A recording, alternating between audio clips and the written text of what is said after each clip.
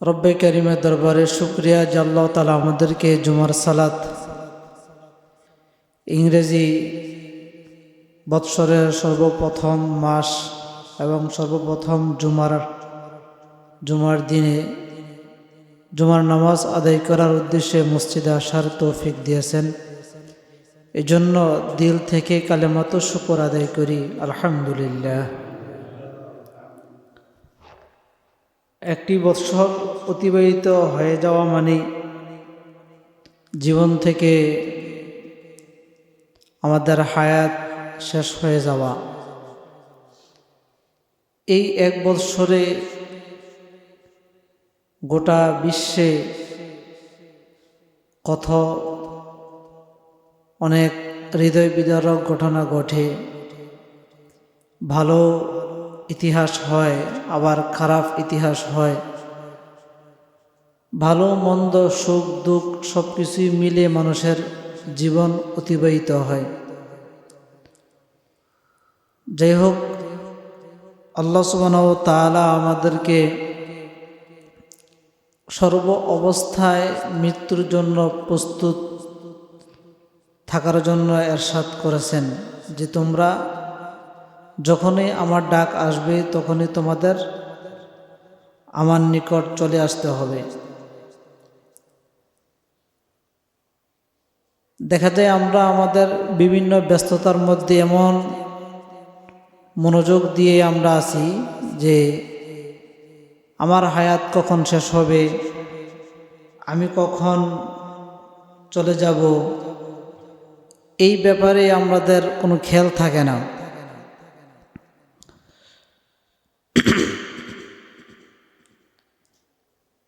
রাসূলুল্লাহ সাল্লাল্লাহু আলাইহি ওয়াসাল্লাম হাদিসের মধ্যে আমাদেরকে একটি হাদিস এর মাধ্যমে আমাদেরকে জানান দিতেছেন।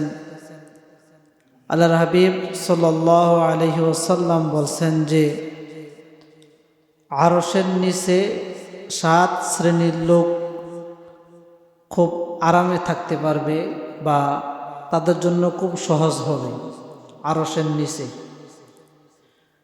আমরা জানি যে যখন নাকি কিয়ামত হবে, কিয়ামত হওয়ার পরে যখন আবার হাসর মাঠ কায়েম হবে, ওইখানে আমরা দাঁড়াবো। যারা আরশের নিচে থাকবে তারা শান্তিতে থাকবে, যারা আরশের বাইরে থাকবে তাদের জন্য খুব কষ্টদায়ক। কেমন কষ্টদায়ক? জাহান্নামের আলোচনা শুনলেই অনুভব করা যায় যে কেমন কষ্টদায়ক হবে। আমরা যেটা আজকে শুনব যে আরশের নিচে তো সব মানুষকে জায়গা দিবে না। রব্বে কারীম যাকে ভালোবাসবে, পছন্দ করবে, তাকেই জায়গা দিবে। মনে করেন এখন রাজনীতি মৌসুম, হাজার মানুষ চায় নমিনেশন নেওয়ার জন্য, কিন্তু সবাইকে দেয় না। ওই যাদের সাথে সম্পর্ক ভালো এবং যাদেরকে টাকার বিনিময়ে ক্রয় করা যায় তাদেরকে নমিনেশন দিয়ে দেয়, যদিও দুনিয়ার হাইসিয়ত। তবে ওই দিন আবার টাকার বিনিময়ে আরশের নিচে ঢোকা যাবে না, ওইটা আবার ভিন্ন বিষয়। ওই দিন আপনার আমলনামা যেরকম থাকবে, আমলনামা অনুযায়ী আপনি আরশের নিচে জায়গা পাবেন। তবে 7 ব্যক্তির কথা রাসূল সাল্লাল্লাহু আলাইহি সাল্লাম হাদিসের মধ্যে বলছে, এই 7 ব্যক্তি যদি এমন আখলাকওয়ালা হয়, এমন তবিয়তের হয়, এমন আচরণের হয়, তাহলে এই মানুষগুলো মৃত্যুবরণ করবে, তারা আরশের নিচে জায়গা পাবে। এবং তাদের কিছু কাজ, আখলাক, তবিয়ত সম্পর্কেও হাদিসের মধ্যে ইরশাদ করেছেন। বুখারীর একটা রওয়ায়াত, এখানে হাদিসের মধ্যে বলেন, রাসূল সাল্লাল্লাহু আলাইহি ওয়াসাল্লাম বলেন, সাবআতুন ইউযিল্লুহুমুল্লাহু ফি জিল্লিহি ইয়াওমা লা জিল্লা ইল্লা জিল্লাহু, যে 7 শ্রেণীর মানুষ আরশের নিচে জায়গা পাবে। ইয়াওমা লা জিল্লাহু, যে আল্লাহ সুবহানাহু ওয়া তাআলা যে ছায়া আছে, এই ছায়ার নিচে 7 শ্রেণীর ব্যক্তি ছাড়া আর কেউ জায়গা পাবে না, তাদেরকেই আরশের নিচে জায়গা দেওয়া হবে। এখন 7 শ্রেণী ব্যক্তি কারা? এর মধ্যে প্রথম যাদের নাম আনছে, যার ব্যাপারে প্রথম বলা হয়েছে, সেটা হলো আল ইমামু আদিলু, ন্যায়পরায়ণ বাদশাহ এবং ন্যায়পরায়ণ ইমাম। 7 শ্রেণীর মধ্যে কি প্রথম যার নাম আনছে এটা হলো কি? ন্যায়পরায়ণ বাদশাহ, ন্যায়পরায়ণ ইমাম। এখন ন্যায়পরায়ণ বাদশাহ আমরা যদি বর্তমান প্রেক্ষাপটে ধরি, তাহলে ধরা যায় বর্তমান যারা নাকি সরকার বা যারা মন্ত্রী, যারা এমপি, যারা চেয়ারম্যান, যারা মেম্বার, যারা সমাজের বিচারক থেকে শুরু করে একদম সরকার লেভেল পর্যন্ত সবার কথা আল ইমাম ও আদিলের মধ্যে অন্তর্ভুক্ত। কারণ একটা দেখা যায় একটা গ্রামের 2টা ওয়ার্ড, 8 নং ওয়ার্ড, 10 নং ওয়ার্ড। অনেক সময় এরকম আছে যে এই গ্রামে যদি মেম্বার বিচার করতে যায়, তাহলে ওই গ্রামের 2-1 নেতা থাকে, ওই নেতাদেরকে নিয়ে মেম্বার বিচারে যেতে হয়, অন্যথায় মেম্বারগুলো এখানে চলে না। এরকম নাই? এরকম আছে। তাহলে ওই জায়গার জন্য ওই যে 2-3 নেতা, তারাও কি মানে আল আদেল, আল ইমাম আদেলের অন্তর্ভুক্ত। তাহলে মেম্বার হোক, নেতা হোক, এমপি হোক, চেয়ারম্যান হোক, মন্ত্রী হোক, যে হোক, সকলেই আল ইমামু আদিলুর মধ্যে পড়বে, সকলেই। এখন ন্যায়পরায়ণ বলতে আমরা কি বুঝি? ন্যায়পরায়ণ বলতে বলা হয় যে ব্যক্তি নাকি প্রতিটি সূক্ষ্ম বিষয় এবং বড় ধরনের বিষয় ইনসাফের সাথে সমাজে বাস্তবায়ন করে কোরআন সুন্নাহ অনুযায়ী, এটা হলো ন্যায়পরায়ণের বিষয়। একদম ক্ষুদ্র অথবা বড় যত বিষয় সমাজে ঘটবে, ছোট হোক বড় হোক, নিজের হোক অপরের হোক, ইনসাফের সহিত কোরআন সুন্নাহ অনুযায়ী সমাজে বাস্তবায়ন করা, এটাই আল ইমাম ও আদেল, ন্যায়পরায়ণ বাদশাহ বোঝানো হয়েছে। এখন যদি আমরা আমাদের সমাজের দিকে তাকাই যে কি পরিমাণ ন্যায়, কি পরিমাণ অন্যায়, এটা আমরা দেখতে পাই। যদিও দেখা যায় আমরা অনেকেই স্লোগান শুনেছি, সামনে শুনব, অনেকে এরকম বলে গেছে যে আমি ইমাম, আমি ইমাম, তার মানে আমি নেতা, আমার জন্য জান্নাতে একটা হক রয়েছে। নাউজুবিল্লাহ। মানে আমার জন্য জান্নাতে কি রয়েছে? হক। হ্যাঁ, এই কথাটা বলা যেতে পারে হাদিসের আলোকে, তবে শিউর দিয়ে বলা যেতে পারে না। আর যদি আপনি ওই পরিমাণে হন, এত বুজুর্গানে দিন হন, বা দেখা যায় আপনি সমাজ রাষ্ট্র পরিচালনা করেন একদম কোরআন সুন্নাহ অনুযায়ী, তাহলে আপনি কিছু কথা বলতে পারেন। আপনার মধ্যে ইসলামের কোনো কিছুই নাই, কিন্তু আপনি বক্তব্য দিতেছেন কি জান্নাতে আপনার হক রয়েছে। কেমন বড় কথা! এজন্য ন্যায়পরায়ণ হওয়ার জন্য কিছু যোগ্যতা লাগে। রব্বে করিম কোরআনের মধ্যে বলছেন, আল্লাযীনা ইম্মাক্কান্নাহুম ফিল আরদি আকামুস সালাহ ওয়া আতাউজ যাকাতা ওয়া আমারু বিল মা'রুফি ওয়া নাহাউ আনিল মুনকার। আল্লাহ সুবহানাহু ওয়া তাআলা এই আয়াতের মধ্যে বলতেছেন, আল্লাযীনা ইম্মাক্কান্নাহুম ফিল আরদ, যদি তাদেরকে আমি জমিনের মালিকানাধীন বানিয়ে দিই, তারা যদি জমিনের মালিকানাধীন হয়, তার মানে সে যদি দায়িত্ব পায়, এমপির হোক, মন্ত্রীর হোক, চেয়ারম্যানের হোক, যে কোনো একটা সমাজের দায়িত্বে আসে, তাহলে তার প্রথম কাজ থাকবে আকামুস সালাহ, নামাজ প্রতিষ্ঠা করা। প্রথম কাজ কি থাকবে? নামাজ প্রতিষ্ঠা করা। দ্বিতীয় কাজ থাকবে ওয়া আতাউজ যাকাহ, যাকাত আদায় করা, এটা দ্বিতীয় কাজ থাকবে। তৃতীয় কাজ থাকবে ওয়া আমারু বিল মা'রুফ, সৎ কাজের আদেশ, চতুর্থ কাজ থাকবে ওয়া নাহাউ আনিল মুনকার, অসৎ কাজের নিষেধ। এখন যদি আমাদের নেতা যারা থাকবে, সরকার হোক অথবা নিম্ন স্তরের নেতা হোক, সে যদি নামাজি হয়, যাকাত আদায় করা সম্পূর্ণ সম্পাদনকারী হয়, সৎ কাজের আদেশ অসৎ কাজের নিষেধ যদি সে পালন করে, তাহলে আমরা বুঝতে পারবো এই ব্যক্তিটা আদেল, নেপরায়ণ বাদশা বা নেতা। কি বলেন? এখন যদি সে নামাজ পড়ে না, শুধু রোজা নিয়ে দৌড়ায় বা জাকাতের ফান্ড নিয়ে দৌড়ায়, কিছু টাকা সে নিজে মারবে আর কিছু বন্টন করবে, এরকম হয়। অথবা দেখা যায় নামাজও নাই, জাকাতও নাই, শুধু সৎ কথা বললে কিন্তু অসৎ কথার ক্ষেত্রে আবার সে আছে। মানে চাইরও গুণ থাকতে হবে। যদি ন্যায়পরায়ণ একটা মানুষ দাবি করে, তার কয়টা থাকতে হবে?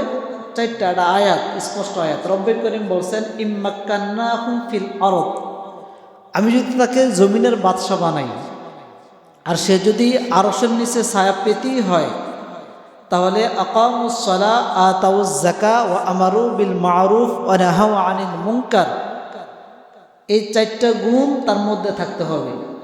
যদি চারটা গুণ তার মধ্যে থাকে, তাহলে সে কি? ন্যায়পরায়ণ বাদশা। ওয়ালিল্লাহি আকিবাতুল উমুর। আল্লাহ সুবহানাহু ওয়া তাআলা বলতেছেন যে যত আদিষ্ট বিষয়গুলো আছে, আর এর মধ্যেই তার কি থাকবে? শান্তি থাকবে, যদি কোনো মানুষ এই অনুযায়ী আমল করে। এখন আমরা কতজন মানুষ দেখি যে নেতৃত্ব স্থানীয় মধ্যে আছে কিন্তু সে নামাজি? কতজন কতজন আছে যে জাকাত আদায়কারী? মনে করেন আমাদের দেশে যদি 5 বছর সরকারিভাবে জাকাত আদায় করে, এটা সরকারি জরিপ এবং বিভিন্ন মিডিয়ার মাধ্যমে পত্রপত্রিকার জরিপ, তাদের বক্তব্য, তারা ক্ষমতায় ছিল, তাদের বক্তব্যে বলতেছি, যদি 5 বছর এই জাকাত আদায় করে সব জায়গা থেকে, সর্বস্তর মহল থেকে যদি ধনীদের থেকে জাকাত আদায় করে রাষ্ট্রীয়ভাবে যদি এটা গরিবকে দেওয়া হয়, তাহলে আগামী 5 বছর বা 3 বছর পরে বাংলাদেশে জাকাত নেওয়ার মতন কোনো লোক থাকবে না। জাকাত নেওয়ার মতন কি থাকবে না? লোক থাকবে না। তার মানে এই নয় যে ধনী হওয়ার জন্য একটা বাড়ি শর্ত, মানে তার একটা বিল্ডিং থাকতে হবে চট্টগ্রাম শহরে, এরকম না। আপনার দেখা যায় আপনি সব কিছু ভালোভাবে চলাফেরা করতে পারেন, ডাল ভাত খেতে পারেন, আপনার একটু ছোট্ট একটা কুটির ঘর আছে, মানে আপনার চলার মতো সব কিছু আছে, তাহলে আপনি জাকাত নিতে পারবেন না। তো এখন এই ক্ষেত্রে দেখা যায় জাকাতের ক্ষেত্রে কি হয়? জাকাতের ক্ষেত্রে এই ধনী অমুক ধনীরে দেয় যে আমার জাকাত তোমাকে দেব। যেমন ফ্রেশ কোম্পানির মুস্তফা সাহেব, তিনি বলল বসুন্ধরা গ্রুপে যে তোমার জাকাত আমাকে দিবা, আমার জাকাত তোমাকে দেব, তাহলে টাকা সমান সমান, মানে আমাদের ব্যবসা কমবে না। এরকমভাবে জাকাত নেয়। ধনীদের জাকাত ধনীরা কি জাকাত খাওয়া ফরজ? এ তো গুনাহ। এবং এই নাপাক খায়, পায়খানা খায়। যাদের জাকাত খাওয়া ফরজ না, যারা খেতে পারবে না, তারা যদি জাকাত খায় তাহলে এটা কি খায়? পায়খানা, নাপাক খায়। কারণ অর্থ আপনি যখন জাকাত দিবেন তখন আপনার সম্পূর্ণ অর্থটা পবিত্র হবে। জাকাত দেওয়া মানে কি? আপনার অর্থকে পবিত্র বানানো। এখন আপনি উচ্ছিষ্ট অপবিত্র সম্পদটাকে আপনি দিতেছেন, অপবিত্র সম্পদ দিয়ে আপনার সম্পদটাকে পবিত্র বানাইতেছেন। যেই অংশটা দিতেছেন ওটা পাক না নাপাক? নাপাক না। আপনি নাপাক জিনিসটা দিতেছেন কাকে? আরেক নাপাকওয়ালাকে। তো এই জন্য জাকাতের ফান্ড সম্পূর্ণভাবে আদায় করার জন্য বলছেন আল ইমাম আদল, মানে ন্যায়পরায়ণ বাদশাহ যারা হবে তারা ওই রাষ্ট্রে জাকাতের ফান্ড নিবে। ফান্ড নিয়ে যারা অসহায়, গরিব, এতিম, মিসকিন তাদেরকে জাকাত দিবে। এক পর্যায়ে যেন তারা আবার জাকাত দিতে পারে, এজন্য এই বিধান। যদি এই বিধান কেউ পালন করে তাহলে ব্যক্তি কি ন্যায়পরায়ণ বাদশা। আমরা সাহাবাই কেরামের ইতিহাসের দিকে লক্ষ্য করলে দেখতে পাই যে তারা কেমন ন্যায়পরায়ণ বাদশা ছিল। আল্লাহ রসুল সাল্লাল্লাহু আলাইহি ওয়াসাল্লাম তিনার এন্তেকালের মোটামুটি কয়েক বছর পরেই হামস একটা জায়গা আছে, এই হামস জায়গার একজন শাসক ছিল। সে মদিনায় হিজরত করার পরে ইসলাম ধর্ম গ্রহণ করছে ওই সাহাবা। এখন তার নাম হলো উমর সাইদ ইবনে আমের আল জুমাহি সাহাবীর নাম। সাহাবীর নাম কি? সাইদ ইবনে আমের আল জুমাহি সাহাবীর নাম। এখন এই সাহাবী ইসলাম ধর্ম গ্রহণ করছে, কাফের থেকে নতুন মুসলমান হয়েছে, ইসলাম ধর্ম গ্রহণ করছে। তার ঈমান খুব কঠিন, শক্ত, এবং চুল পরিমাণ একটু এদিক সেদিক হয় না ঈমানের ক্ষেত্রে। সাইদ ইবনে আমের আল জুমাই এই সাহাবী যখন নাকি আপনার সিরিয়ার হিমস শহরের গভর্নর ছিল, ওই গভর্নর থাকার অবস্থার যে ঘটনা আমি আপনাদেরকে শোনাইতেছি। তৎকালীন সময় সে এই সিরিয়া ছিল, মনে করেন এখন যেরকম আমেরিকা, লন্ডন বা আরব আমিরাতের মধ্যে কয়েকটি রাষ্ট্র যেরকম এখন টাকাওয়ালা, বা চায়নারা যেরকম টাকাওয়ালা, তৎকালীন সময় সিরিয়া ছিল এরকম টাকাওয়ালা রাষ্ট্র। মনে করেন এখন যেরকম আমেরিকা, তৎকালীন সময়টা ছিল আমেরিকা। এখন ওই আমেরিকার গভর্নর ছিল সাইদ ইবনে আমের আল জুমাহি, আমেরিকার গভর্নর ছিল। এখন সে যখন গভর্নর ছিল, গভর্নর থাকা অবস্থায় এই কিছু সাহাবা তারা আসলেন মদিনায় কাফেলাবদ্ধ হয়ে আসলেন। তখন কিন্তু আপনার সরকার ছিল ওমর ইবনুল খাত্তাব রাদিয়াল্লাহু তাআলা আনহু। তৎকালীন সময় তিনি ছিলেন কি সরকার, প্রেসিডেন্ট, তিনি আমির ছিলেন। এখন তারা মদিনায় আসছে, আসার পরে ওমর ইবনুল খাত্তাব রাদিয়াল্লাহু তাআলা আনহুর সাথে তাদের কথা চলতেছে। এমন সময় ওমর ইবনুল খাত্তাব রাদিয়াল্লাহু তাআলা আনহু তাদেরকে বলল যে তোমরা তো ধনী রাষ্ট্রের লোক, তোমাদের কি রাষ্ট্রের কোনো ফান্ড প্রয়োজন আছে? যদি রাষ্ট্রের কোনো ফান্ড প্রয়োজন হয় তাহলে আমাকে একটা তালিকা দাও। তালিকা দিলে এই তালিকা অনুযায়ী আমি তোমাদেরকে কী করবো, রাষ্ট্র থেকে তোমাদেরকে ফান্ড দেব, অর্থ, টাকা পয়সা, খাবার দাবার যা লাগে আমি কী করব, তোমাদেরকে দেব। তো এখন তারা মোটামুটি একটা তালিকা করছে, বড় একটা তালিকা তারা করছে। বড় তালিকা করার পর ওমর ইবনুল খাত্তাব রাদিয়াল্লাহু তাআলা আনহুর নিকট প্রেরণ করলো। ওমর ইবনুল খাত্তাব এই তালিকা যখন দেখলো, দেখে সাথে সাথে সে আশ্চর্য হয়ে গেছে। মানে কিছু সময় সে চুপ রইল, চক্ষু বন্ধ হয়ে গেল, চুপ করে বসে রইল। মানে বিশ্বাস হইতেছে না। ওই তালিকার সর্বপ্রথম যার নাম, সে হলো কি ওই দেশের গভর্নর সাইদ ইবনে আমের আল জুমাহি, মানে তার নাম সর্বপ্রথম। অথচ সে হিমসের গভর্নর হওয়ার পরে তার নাম ওই মানে ফকিরদের তালিকা বা গরিবদের তালিকার সর্বপ্রথম। এটা ছিল সাহাবী। এখন ওমর ইবনুল খাত্তাব রাদিয়াল্লাহু তাআলা আনহু আশ্চর্য হয়ে গেল, তাদেরকে জিজ্ঞেস করলো যে আসলে কি এরকম? তারা বলল বালা, হ্যাঁ এরকম। আবার জিজ্ঞেস করলো যে আসলে কি সত্য? বলে হ্যাঁ এরকমই।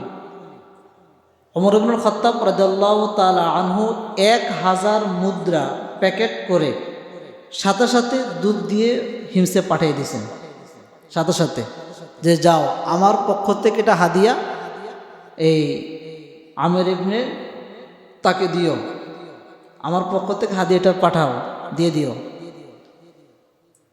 তো এখন নিয়ে গেছেন হাদিয়া।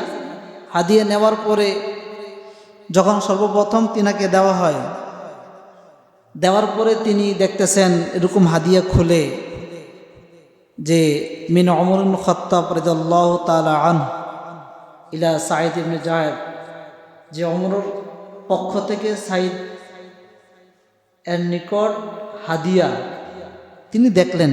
দেখার সাথে সাথে আমরা যদি হই, আমরা কি করতাম?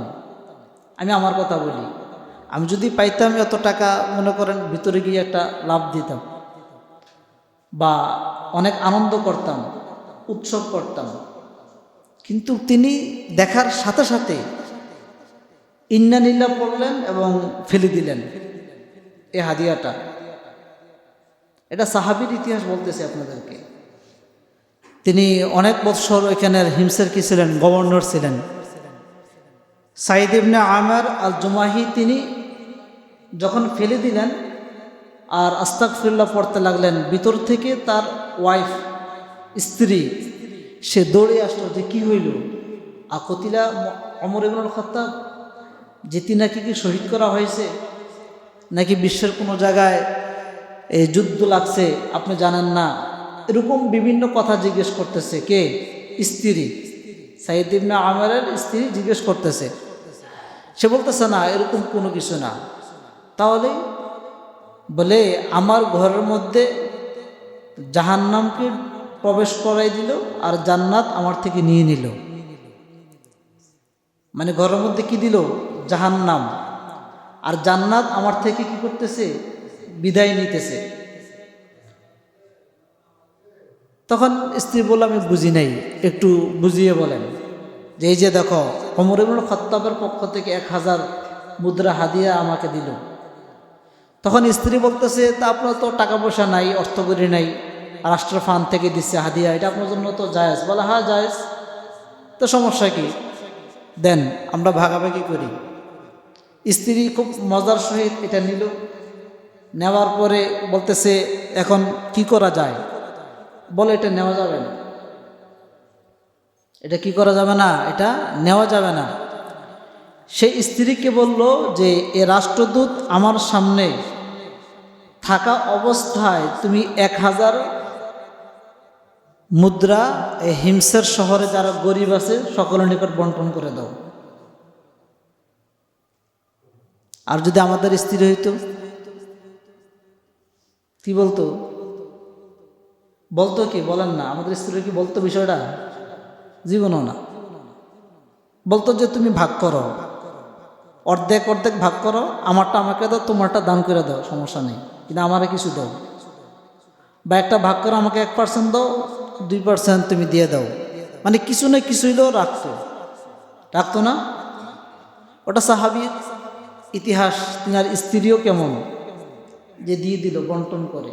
তিনি কিন্তু গভর্নর, হিমসের গভর্নর, সব কিছু বন্টন করে দিয়ে দিল। ওরা চলে আসতে আসতেই ওমর ইবনুল খাত্তাব রাদিয়াল্লাহু তাআলা আনহু সাঈদ ইবনে আমেরকে দেখার জন্য ওই কাফেলা নিয়ে তিনি হিমসে গেলেন। হিমসে যাওয়ার পরে অনেক বড় সমাবেশ ডাকলেন, বিশাল বড় সমাবেশ ডাকার পরে ওমর ইবনুল খাত্তাব তিনাকে ডান পাশে চেয়ারের মধ্যে বসালেন। বললেন যে ইনি তোমাদের গভর্নর, ঠিক আছে? বলে হ্যাঁ। বলে তার ব্যাপারে তোমাদের কোনো অভিযোগ আছে? ওমর ইবনুল খাত্তাব রাদিয়াল্লাহু তাআলা আনহু মনে করছিল যে কোনো অভিযোগ থাকবে না, কারণ যে ব্যক্তি এখন গরিব, অভিযোগ থাকবে কি?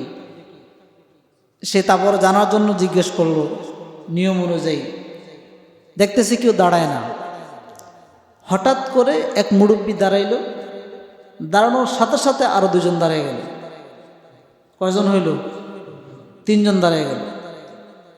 বলল, হ্যাঁ বলেন আপনার অভিযোগ কি?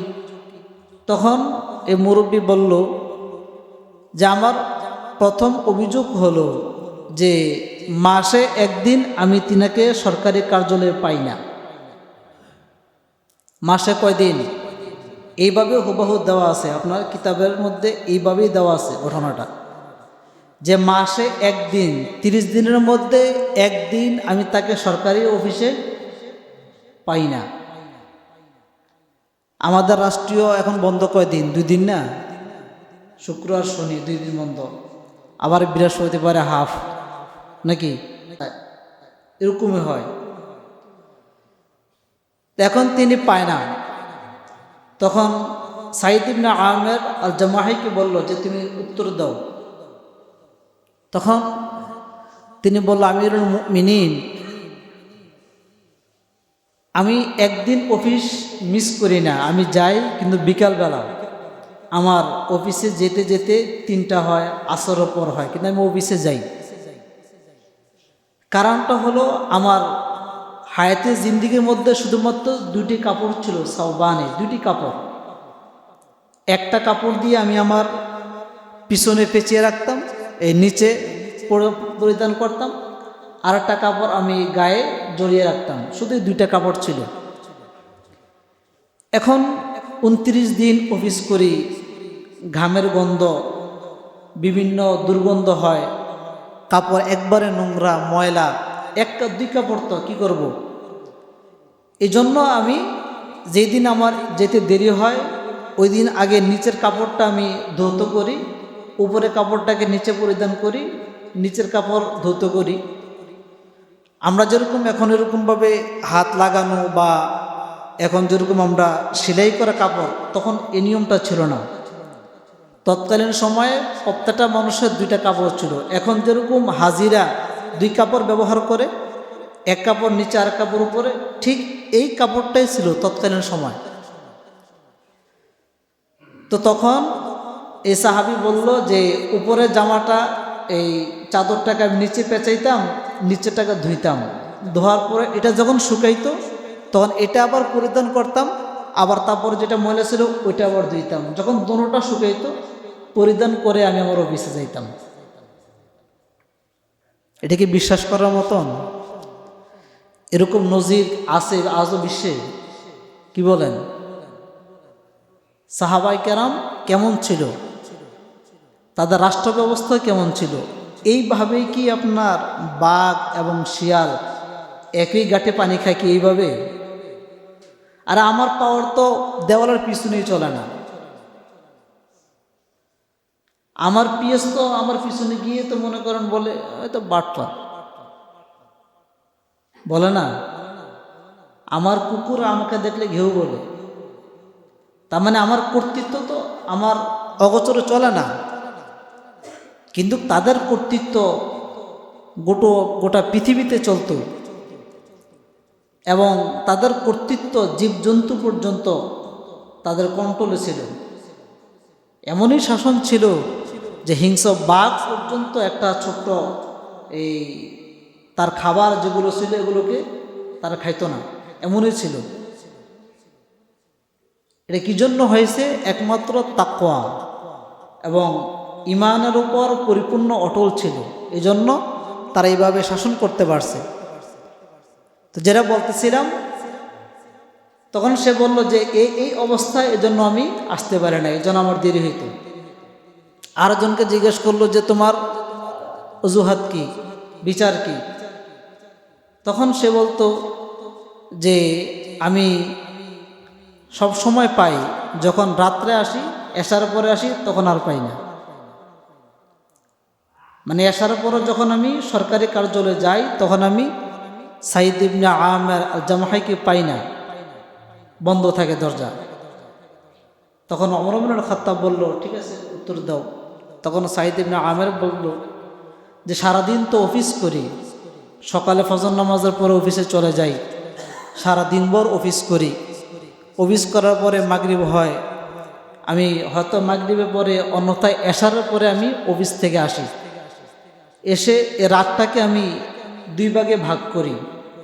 এক ভাগ আমার মাওলার জন্য আমি দিয়ে দেই, আর এক ভাগ শরীর সুস্থ থাকার জন্য আমি ঘুমিয়ে যাই। এক ভাগে জিকির আজকার তাসবিহ তাহলিল পড়ার জন্য আমি থাকি, আর এক ভাগ আমার শরীর সুস্থ থাকার জন্য আমি কি করি? ঘুমাই।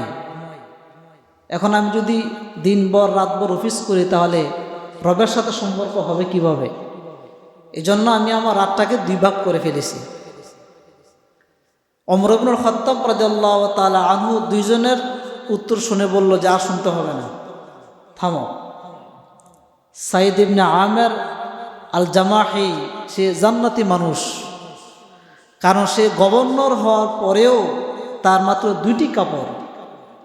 গভর্নর হওয়ার পরেও আমি আমার রাষ্ট্রের ফান্ড থেকে তাকে 1000 মুদ্রা দিলাম, সে হাদিয়া গ্রহণ করে না, দান করে দিল। এর চেয়ে উত্তম ব্যক্তি আর হতে পারে না। এটা ছিল সাহাবাই কেরামের রাষ্ট্র ব্যবস্থা, যে তারা কেমন গভর্নর ছিল।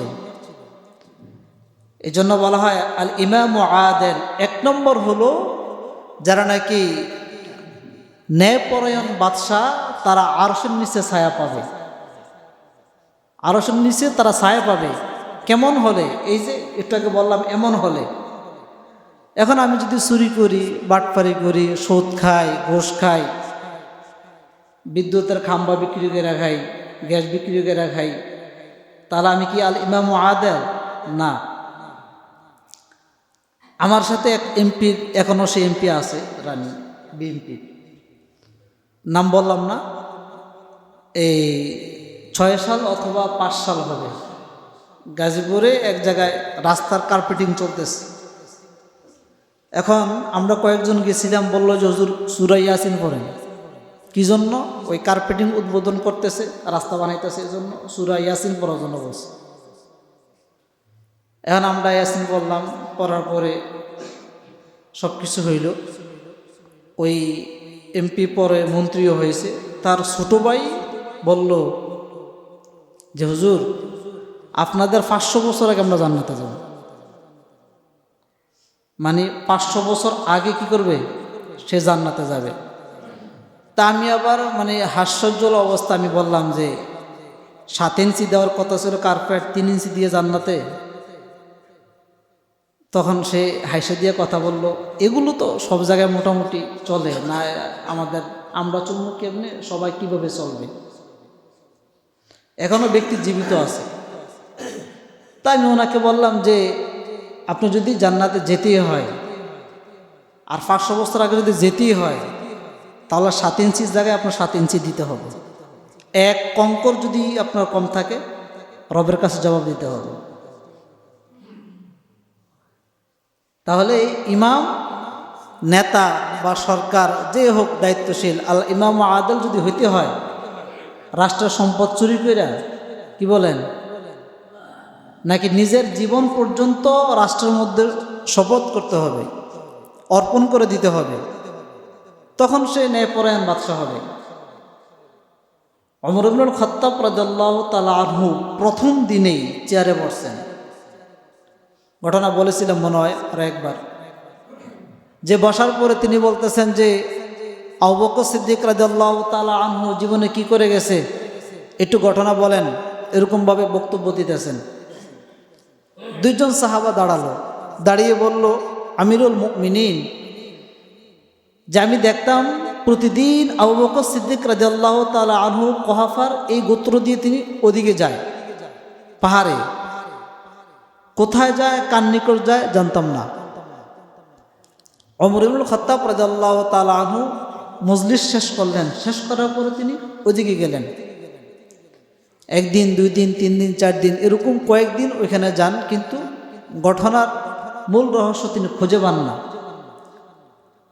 হঠাৎ করে তিনি একদিন গেছেন, দেখতেছেন চিৎকার, একটা গুহার মধ্য থেকে, কুরের ঘরের থেকে চিৎকার আসতেছে। ওমর ইবনুল খাত্তাব রাদিয়াল্লাহু তাআলা আনহু ঘরের ভিতরে গেলেন, গিয়ে দেখতেছেন বিকলাঙ্গ একটা লোক ওইখানে বসা। বিকলাঙ্গ লোক ওইখানে বসে আছে। ওমর ইবনুল খাত্তাব রাদিয়াল্লাহু তাআলা আনহু সাথে সাথে আসলেন, এসে বাসায় রান্না করলেন। রান্না করার পর এই প্লেট নিয়ে ওই বিকলাঙ্গ লোকের কাছে গেলেন। যখন তিনি আওয়াজ দিলেন, কাশি দিলেন, তখন বলল যে তুমি কে?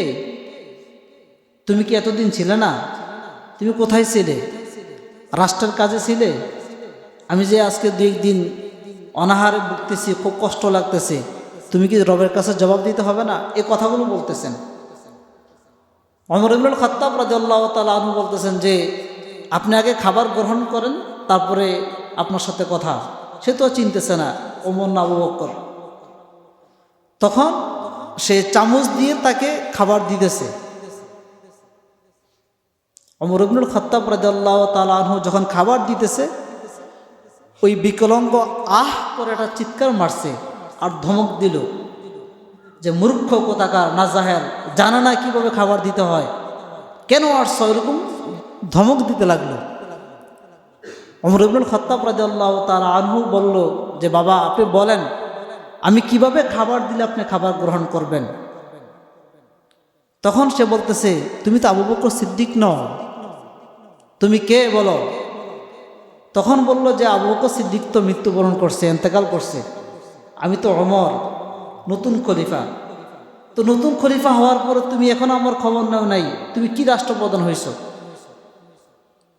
তুমি আমাকে তোমার জীবের মাধ্যমে খাবার দাও। তখন ওমর ইবনুল খাত্তাব রাদিয়াল্লাহু তাআলা আনহু তরল খাবার মুখে নিছেন। মুখে নিয়ে ওমর ইবনুল খাত্তাব রাদিয়াল্লাহু তাআলা আনহু ঠোঁট ওই বিকলাঙ্গ মানুষের ঠোঁটের সাথে ঠোঁট মিলাইলেন। মিলানোর পরে জিহ্বা দিয়ে ভিতর থেকে ধাক্কা দিলেন, তারপরে তার মুখে খাবার গেল, তারপরে এই ব্যক্তি খাবার গ্রহণ করল। বুঝছেন ইতিহাস? এটা হলো রাষ্ট্র ব্যবস্থা। রাষ্ট্র কিভাবে চালাইতে হয় পুঙ্খানুপুঙ্খানু সাহাবাদের কাছে শিখতে হবে। এই জন্য প্রত্যেকটা এই ওয়ার্ড মেম্বার থেকে অথবা এলাকার পাতিনেতা থেকে শুরু করে সরকার রাষ্ট্র পর্যন্ত সবার নিকট ফরজে আইন হলো হেকায়েতে সাহাবা পড়া। যে 7 খণ্ড 11 খণ্ড যে কিতাব আছে হেকায়েতে সাহাবা, এই সাহাবা পড়া বাংলা তো বাইরে হয়েছে। ওইখানে পড়লে বোঝা যাবে যে সাহাবায়ে কিরাম কিভাবে রাষ্ট্র চালাইছে। এইভাবে খাবার দিত, এরকম কোনো মানুষ জীবনে দিবে? কোনো রাষ্ট্রপ্রধান জীবনে দেবে? অথচ তারা জান্নাতি ব্যক্তি। ওমর ইবনুল খাত্তাব জান্নাতি ব্যক্তি, আবু বকর সিদ্দিক জান্নাতি ব্যক্তি, সার্টিফিকেট দিয়ে দিছে রব আগ থেকেই। অথচ সার্টিফিকেট পাওয়ার পরেও তারা ভয়ের কারণে এইভাবে খাবার দিত। ওমর ইবনুল খাত্তাব জীবদ্দশায় অনেক বৎসর, অনেক সময়, 2 বছর তো না রকম তিনি ছিলেন। দেখা যায় যখন থেকে পরিচয় তখন থেকে এইভাবেই 2 বেলা অথবা 3 বেলা খাবার এই ব্যক্তিকে তিনি খাওয়াইতেন, অথচ তিনি রাষ্ট্রপ্রধান ছিলেন। এই জন্য আল্লাহ রাসূল সাল্লাল্লাহু আলাইহি সাল্লাম বলছেন যে আরশের নিচে ছায়া পাবে 7 ব্যক্তি। এর মধ্যে 1 নম্বর কি? আল ইমামু আদাল, ন্যায়পরায়ণ বাদশাহ। ন্যায়পরায়ণ বাদশাহ আরশের নিচে ছায়া পাবে। কেমন ছায়া পাবে? আল্লাহ রাসূল সাল্লাল্লাহু আলাইহি সাল্লাম এক হাদিসের মধ্যে আছে যে আরশের নিচে ছায়া তো পাবে ঠিক, যারা নাকি ন্যায়পরায়ণ বাদশাহ হবে, তারা আল্লাহ সুবহানাহু ওয়া তাআলার ডান পাশে নূরের চেয়ারের মধ্যে বসবে। রবের চেয়ার থাকবে, রবের কুরসি থাকবে, চেয়ার থাকবে। এই চেয়ারের ডান পাশে নূরের চেয়ার থাকবে, নূরের কুরসি থাকবে। এই চেয়ারের মধ্যে যারা নাকি আল ইমাম ও আদাল, ন্যায়পরায়ণ বাদশাহ, সরকার, এমপি, মন্ত্রী, তারা বসবে। তারা ওইখানে স্থান পাবে। কেমন হলে? ওই সাহাবায়ে কেরাম যেভাবে রাষ্ট্র চালাইছে ওইভাবে হলে। বলা হয় ইন্নাল মুকসিতিনা ইনদাল্লাহ আলা মানাবির মিন নূর, যে আল্লাহ সুবহানাহু ওয়া তাআলার সাথে রবের ডান পাশে ইয়ামিন, রবের ডান পাশে নূরের চেয়ার থাকবে। ওই চেয়ারের মধ্যে একজন এমপি, মন্ত্রী, কাউন্সিলর, মেম্বার, পাতিনেতা বসবে। কিন্তু আল ইমাম আদেল হতে হবে, ন্যায়পরায়ণ নেতা হতে হবে। আলা আলা ইয়ামিনির রহমান, যে রহমানের ডান পাশে তারা কি করবে? বসবে। হাদিসের মধ্যে আরো বলা হয় আল্লাযীনা ইয়াদিলুনা ফি হুকমিহিম ওয়া আহলিহিম ওমা ওয়ালু, যে যারা নাকি পরিবার এবং পরিবারের বাহিরে যারা আছে তাদের ক্ষেত্রে হুকুম, বিধিবিধান, নীতিমালা, রাষ্ট্র ব্যবস্থা, আইন এক থাকে, তাদের ক্ষেত্রে এ সুসংবাদ। এখন তো আমার দল হলে সে রিলিফ পাবে, গম পাবে, চাউল পাবে, টাকা পাবে, বাটবন্টরা পাবে। আমার দলে না হইলে জেলখানায়। আমার দলের লোক যদি হয় সে সব পাবে সোনায় সোহাগা, হাজারো খুন করলো সে মাফ। আর আমার দলের লোক না, একটু দোষ আছে তো তাকে ফাঁসির কাজটা ঝুলিয়ে দাও, সমস্যা নেই, হুকমিহি। এজন্য যদি কোনো মানুষ ন্যায়কে ন্যায়, অন্যায়কে অন্যায়ের মধ্যে রেখে বিচার করতে পারে, তাহলে ব্যক্তি রবের সাথে একই চেয়ারে বসতে পারবে। আল্লাহ রাসূল সাল্লাল্লাহু আলাইহি সাল্লাম বলেন যে, শাসকদের ক্ষেত্রে বলেন যে আহলুল জান্নাতি সালাসা, যে 3 মানুষ জান্নাতের হকদার, মানে জান্নাতে যাবে। তাদের মধ্য থেকে একজনের নাম বলছেন জু সুলতানিন মুকসিতুন মুওয়াফফাকুন, যে নাকি আদেল, ন্যায়পরায়ণ বাদশাহ, বন্টনকারী, ইনসাফগার বাদশাহ। এই ব্যক্তি জান্নাতের হকদার, তার জান্নাতে কি আছে? হক আছে, এবং এই ব্যক্তি জান্নাতি। কিন্তু ন্যায়পরায়ণ কি হতে হবে? বাদশাহ হতে হবে। ও রাজুলুন রহিমুন রকিকুল কালবি লিকুল্লি দি কুরবা, মুসলিম। আরেক ব্যক্তি যারা নাকি অন্য মুসলমানের ব্যথায় ব্যথিত হয় এবং তাদের কষ্ট লাঘব করে এবং তাদের দুঃখ অসহায় দেখে সে এগুলো সমাধান করে, এই ব্যক্তির জন্য এই সার্টিফিকেট। আবার বলা হয় আফিফুন মুতাআফিফুন আয়াল, যারা নাকি ভিক্ষুক না, মানে তার আয়াল মানে তার অনেক সন্তান সন্ততি আছে, 10 জন 12 জন 15 জন 8 জন সন্তান আছে, কিন্তু চায় না। এই হাদিসের ব্যাখ্যায় মোল্লা আলী কারি রহমতুল্লাহ আলাই আরও বলেন যে চায় না বলতে না, মানে হাই হুতাশও করে না। যে একটা মানুষের 6 জন বাচ্চা আছে, 5 জন বাচ্চা আছে, বা 3 জন বাচ্চা আছে, রিক্সা চালায়, কিন্তু সে কখনো বলে না ভাই খুব ক্ষুধা, টিকতে পারতেছি না, হাই হুতাশ, সংসার চালাতে পারতেছি না, কি করবো, পেরেশানি, কিছু টাকা দেন, বা এই মানে বিভিন্ন ধরনের পেরেশানি। বলা হয় আয়াল, যদি অধিক সন্তান সন্ততির কারণে সে যদি মানুষের নিকট চায়, চাওয়ার ভান করে, তাহলে এই ব্যক্তিও জায়গা নেই, তারও জান্নাতে কি নাই, হক নাই। এই জন্য আল্লাহ রাসূল সাল্লাল্লাহু আলাইহি সাল্লাম আরেক হাদিসের মধ্যে বলেন সালাসাতুন লা ইয়ারুদ্দুল্লাহু দুআআহুম, যে 3 ব্যক্তির দোয়া কখনো রব্বে করিম ফিরায় না। 1 নম্বর হলো আল ইমাম আদেল, ন্যায়পরায়ণ বাদশাহ। 1 নম্বরে বলা হয়েছে আল ইমামু আদেল, ন্যায়পরায়ণ বাদশাহ। এই জন্য ওমর ইবনুল খাত্তাব রাদিয়াল্লাহু তাআলা আনহু সহ ওসমান ইবনে আফফান এবং আব্দুল্লাহ ইবনে ওমর, এই তাবি পর্যন্ত যারা নাকি রাষ্ট্র পরিচালনা করছেন, তারা ঘুমের ঘরে অনেক ফয়সালা নিয়ে আসছেন। ঘুমের ঘরে যেমন অনেকবার মারতে চাইছিল ওমর ইবনুল খাত্তাবকে, আবু বকর সিদ্দিককেও মারতে চাইছিল, যদিও পরিশেষে এই অনেক সাহাবা মানে শাহাদাত বরণ করছেন। মারতে চাইছিল, তারপর ঘুমে তাদেরকে জানান দিচ্ছেন যে আগামীকাল এই সময় অমুক গোত্রের লোক তোমাকে এই পদ্ধতিতে হত্যা করবে, তুমি নিরাপদ থাকিও। আগ থেকে জানান দিচ্ছেন, ন্যায়পরায়ণ বাদশার ক্ষেত্রে আগ থেকে জানান দিচ্ছেন। অনেক ফয়সালা এরকম আগ থেকে হয়েছে, স্বপ্নে হয়েছে। আমরা তো এখন ফোন মোবাইল টোবাইল দিয়েও অনেক খবর জানি না, কিন্তু তিনারা চক্ষু বন্ধ করতেন, কোথায় কি আছে, কোন প্রান্তে কি হইতেছে, কোন দেশে কি হইতেছে জানতে পারতেন। আবু বকর সিদ্দিক এরকম এইভাবেই রাষ্ট্র চালাইতেন। আবু বকর সিদ্দিক মানুষ দেখলে বুঝতে পারতেন তার অবস্থাটা কি পরিমাণ গুনাহ তার মধ্যে আছে। এত পাওয়ার, এত ক্ষমতা রব্বে করিম তাকে দিয়েছেন। জিবরাইল আমিন আলাইহিস সালাতু ওয়াস সালামকে সরাসরি বলছেন যে তুমি যদি বিশ্বের সংবাদ নিতে চাও, আবু বকর সিদ্দিক রাদিয়াল্লাহু তাআলা আনহুর নিকটে যাও, তার মধ্যে বিশ্বের সংবাদ কে কোথায় আছে সে এখানে থেকে বলে দিবে। তুমি যাও মক্কায়, যাও মদিনায়, দেখবা সে মসজিদে বসা, জিজ্ঞেস করবে, সাথে সাথে সে তোমাকে বলে দিবে। কি পরিমাণ পাওয়ার ছিল। এই জন্য আল ইমাম আদেল, যারা নাকি ন্যায়পরায়ণ বাদশাহ হবে, সরকার হবে, এমপি হবে, মন্ত্রী হবে, তাদেরও এখনও এই ক্ষমতা, এই পাওয়ার আছে, যদি তারা ওই অনুযায়ী আমল করতে পারে। আর যদি চুরি করে, বাটপারি করে, সুসামি করে, সিটারি করে, বদমাইশি করে, অসম্ভব, কখনো তো হবে না। বরং তাদের জন্য আরও লাঞ্ছনা, কষ্ট, গজব। কি পরিমাণ গজব আছে, লাঞ্ছনা আছে, ইনশাল্লাহ আগামী যুগে আল্লাহ এতে বাসলে আলোচনা করব।